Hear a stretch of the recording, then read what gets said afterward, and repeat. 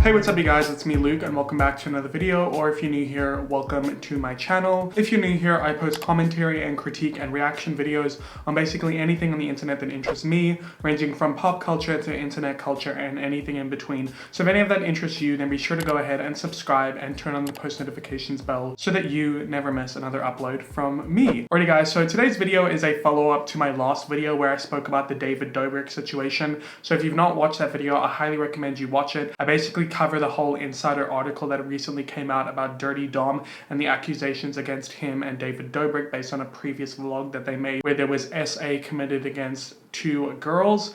And it's a really horrible story, but I think it's really important to talk about. So yeah, I recommend you watch that video. I'll link it down below as it provides context for this video. But I'm making a follow-up video because Jeff Wittek decided to upload a video titled My Truth, and there's just a lot to talk about in this video. So without further ado, let's get into it because I'm about to dive in to this pile of shit. Let's get it. So starting off, Jeff compares the David Dobrik vlogs to SNL skits, which is ridiculous, first of all, because SNL is skits, it's not real life, and it has paid actors who have unions and funds and all these different things put in place to stop them from getting hurt or SA'd. And I highly doubt that SNL would invite random college students over to perform a foursome. Okay, so I just think that comparison to SNL is ridiculous. I think David Dobrik's vlogs are real life, whether you make it a skit or a bit. There's no unions in place or contracts or anything like that to protect people who are in the vlogs and protect them. So I think comparing it to SNL is just a poor comparison.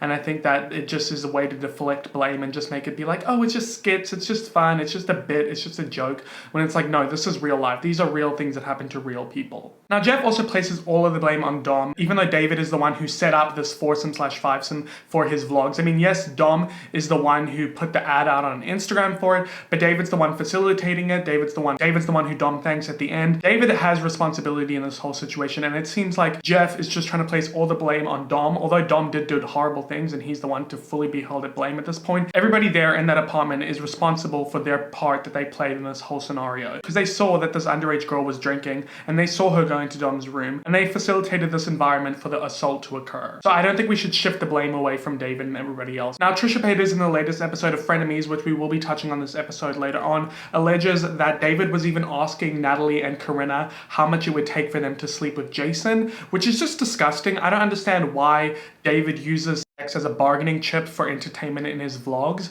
I just think it's gross and it's unacceptable, and it's the way that he treats women, for me, that is just disgusting. He just treats them like props for his comedy, which is just disgusting and inexcusable. Now, moving on from that, Jeff says that he was under the impression that all of the acts performed with Dom were consensual, but I just want to say that consent is completely taken away once the victim is blindly drunk, which she was, according to several eyewitnesses. Jeff says Trisha said that Jeff bought alcohol to loosen up the girls, which Jeff says isn't true. But there are two witnesses from the article who corroborate Trisha's story. So Jeff called the reporter to prove his innocence and discredit Trisha, and he had no proof. It was just his word against hers. And the two other witnesses, who allegedly, one of them, according to the article, has picture proof of Jeff and Todd with the bottle of Jack Daniels. It's three people's word against yours, Jeff. And I think it goes beyond who bought the alcohol. I think it's everybody in the room facilitating this environment and making it acceptable for these underage girls to be drinking, except for Trisha Paytas, who actually did her due diligence and left because she didn't want to be a part of this environment,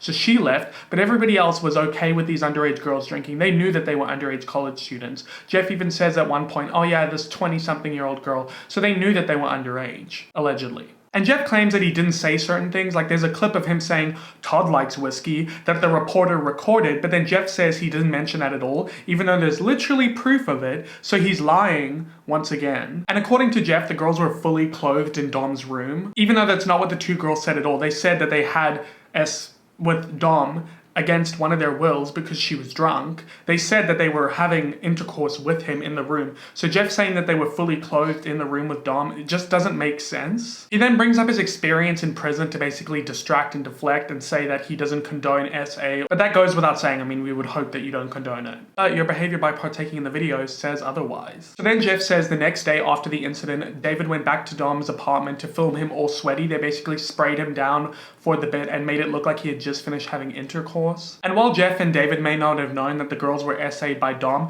they knew that the girls were drunk because they saw them drinking, they facilitated the environment, and they saw the girl vomiting and would have had to have seen her being dragged and pulled by her friends and carried by her friends out of the apartment, so they would have known how drunk she was. And when somebody is that drunk, they cannot consent. Jeff then talks about how he's losing brand deals. Basically, he's trying to garner sympathy. Apparently, one of the brands is going to sue him if he doesn't take down the videos that he has with them. And he's refusing to take down the videos because he's that confident in his innocence. Now, something that's very interesting is Jeff claimed in a tweet and claimed several times in the interview with the H3 podcast in the Frenemies episode that he was only at the apartment for 15 minutes, all right? But Jeff was there when the girls arrived at 11:30 p.m., according to everybody there and according to the vlog, which was proof that he was there because he's in the vlog when the girls arrived. And Trisha Paytas was there as well, but she left, as she said, around 11:30 p.m. But Ethan got a photo from one of the witnesses of them all outside at the apartment with the timestamp of 1:18 a.m., proving that Jeff would have been there 2 hours later than when he was initially there the first time.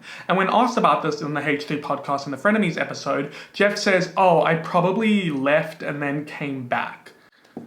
Excuse me? For what reason? And he says that, oh, his apartment was really close, so he probably just left and then came back. I don't know, it just sounds like he's just stumbling on his lies and just grasping for straws at this point. And he doesn't seem very confident in this because when Trisha brings it up again, he says, oh, I possibly came back. He uses the word possibly. Why use the word possibly if you're so confident that you left and then came back? He just doesn't seem very confident in his lies. Something else that I thought was strange is Jeff keeps saying he doesn't want to discredit the victims, but he says that when they were all peeking in the room, which I think is disgusting, they were all peeking in the room to watch these girls having intercourse with Dom. He says when he did so, they were all fully clothed and no one was touching or kissing. Okay, first of all, that doesn't make sense because the girls said that they were essayed by Dom and they said that they had intercourse. So you're saying that when you all peeked in the room, they were fully clothed and they weren't kissing or touching. But does that mean it happened later on? Just because you said that they were fully clothed and kissing and nothing happened, doesn't mean that nothing happened later on. I just think that Jeff has created this whole web of lies and he's stumbling all over them.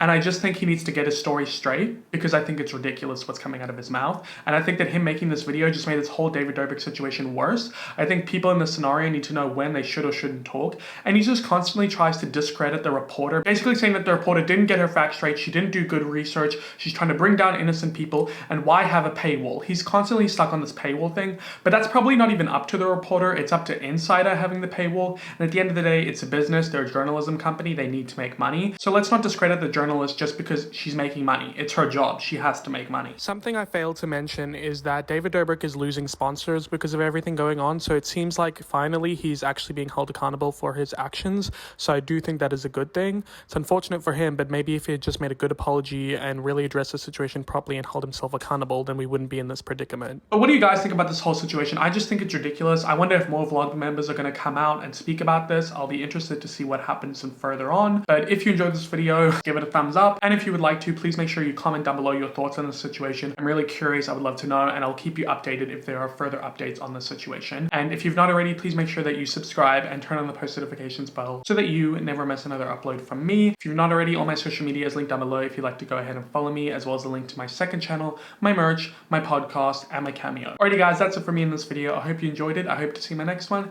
And as always, I hope that you have a great day or night wherever you're on the world. Bye!